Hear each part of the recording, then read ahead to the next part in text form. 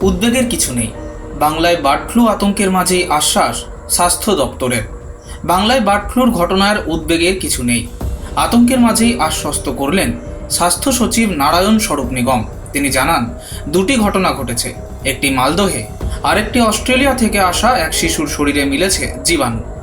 তবে এদের থেকে নতুন করে কোনো সংক্রমণের ঘটনা ঘটেনি বলেই দাবি। এ বিষয়ে সাংবাদিক বৈঠক করলেন স্বাস্থ্য সচিব। তিনি বলেন, গতকাল বেশ কিছু সংবাদ মাধ্যমে বার্ড ফ্লুর ঘটনা দেখা গিয়েছে। মালদহের ঘটনায় আক্রান্ত শিশু এনআরএসে চিকিৎসাধীন ছিল। অস্ট্রেলিয়ার একটি কেস রয়েছে, তবে এই দুজনের কন্ট্যাক্টে কোনো নতুন করে সংক্রমণের কোনো তথ্য নেই। নারায়ণ স্বরূপ নিগম জানান, তবে কোনো পোলট্রি বার্ডের মৃত্যু হয়নি।